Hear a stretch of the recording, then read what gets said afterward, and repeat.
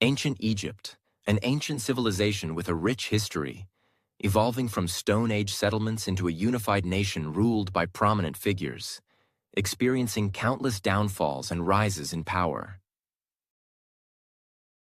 This extraordinary story begins in early 69 BC. Cleopatra VII is born to the ruling Pharaoh Ptolemy XII and Cleopatra V Tryphena. While not much is known about her childhood, some records point to Cleopatra being tutored by Philostratus, where she learned the Greek arts of oration and philosophy, and spending the majority of her time Museion, including the Library of Alexandria, being able to converse in 9 languages fluently at the young age of 15. At the age of 18, Cleopatra and her brother Ptolemy XIII, who was at the time 11 years old, ascended the throne following their father's passing. Soon after, within just 2 years, Ptolemy's advisors, making use of the authority of their young ruler, rebelled against their queen, forcing Cleopatra to flee Egypt for Syria, where she raised an army of mercenaries and returned the following year, waging a civil war against her brother Ptolemy. This conflict lasted for around 1 year, as it temporarily ended as Cleopatra backed down, realizing she couldn't reclaim the throne on her own. She now had to change her strategy, choosing to seek out Julius Caesar, who now was residing in Alexandria's royal palace, as he was invited by Ptolemy following the death of his longtime rival Pompey. Cleopatra was now in a dilemma, but upon hearing Caesar was inclined towards having affairs with royal women, she chose to meet Caesar personally. So what did Cleopatra do? She picked out a few of her most trusted subjects, rolled herself in a carpet, and instructed them to deliver the carpet to Caesar. To everyone's surprise, Cleopatra actually succeeded in smuggling herself into the royal palace. When the carpet was in Caesar's presence, it unfurled itself, and Cleopatra popped out. Using her wits and natural charms, she got Caesar to back her. Once Ptolemy heard of this, he immediately sent soldiers to capture Cleopatra, but was stopped by Caesar, and thus began the conflict once again between Cleopatra and Ptolemy.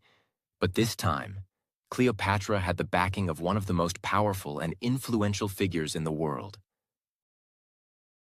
At first, Ptolemy had the military advantage, but when the Roman reinforcements arrived to Caesar's side, the tides turned exponentially, forcing Ptolemy to flee.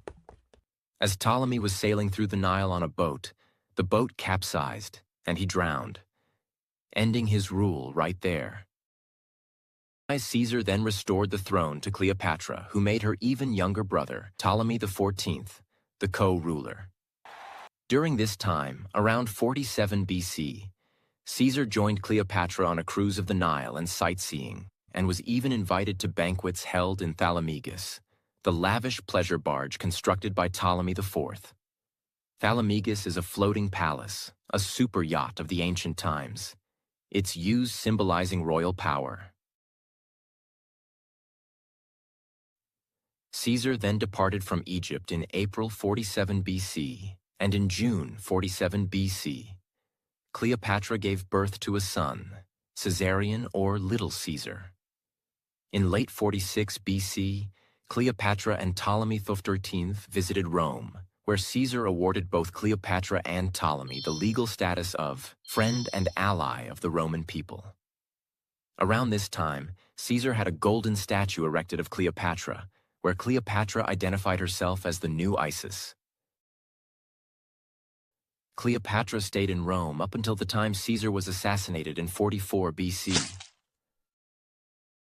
Cleopatra hoped to have Caesarion become the new ruler, but Octavian, Caesar's grandnephew, was named the primary heir in Caesar's will. A few months after Cleopatra and Ptolemy returned to Egypt, Ptolemy died, allegedly poisoned by Cleopatra. Thereafter, Cleopatra elevated Caesarion as her co-ruler. Meanwhile in Rome, Mark Antony, Caesar's general, Octavian, Caesar's successor, and Lepidus, a senior general, battle it out against Caesar's assassins and opposes. By the end of 42 BC, Octavian had gained control over the western half of the Roman Republic, while Mark Antony had gained control over the eastern half. Antony then summoned Cleopatra, a meeting which would help Cleopatra clear the misconception of her supporting Cassius, one of Caesar's assassins.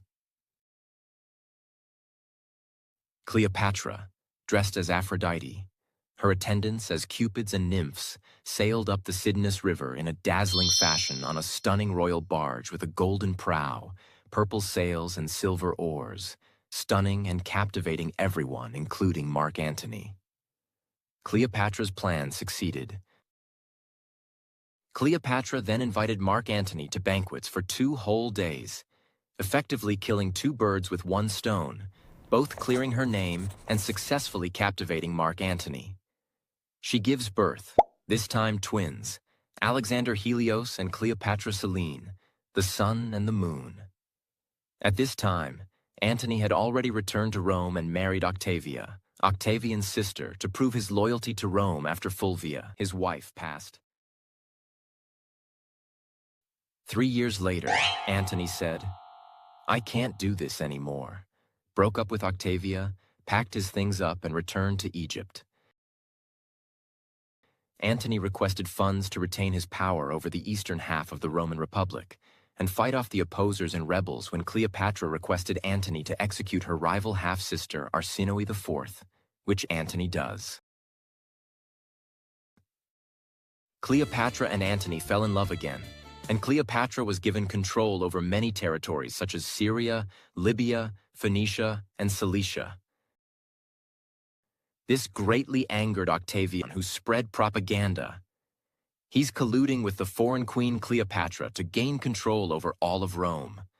In fact, he's already given many of the Roman territories to the foreign queen. Then in 31 BC, the war began. Octavian versus Cleopatra and Antony. The couple is at a disadvantage. They fled back to Egypt. Cleopatra spread propaganda of her committing suicide, and upon hearing this, Antony immediately stabbed himself. His bleeding body was then carried over to Cleopatra, where Antony died in her arms. End of that love story. Cleopatra, after having Antony buried, refusing to have herself paraded throughout Rome, got herself a venomous snake, pressed it to her chest, got poisoned, and at the age of 39, was the last time anyone heard or saw of one of the most feared, respected, and talented rulers the world ever saw. When Octavian arrived, he was greeted with nothing but a lifeless body of the one who he wanted to humiliate, who had turned the tables and refused to give up and lose till the end, making sure even in death, Octavian would suffer a humiliating and indelible stain on his reputation, and having her legendary story passed down even hundreds and thousands of years later after her death.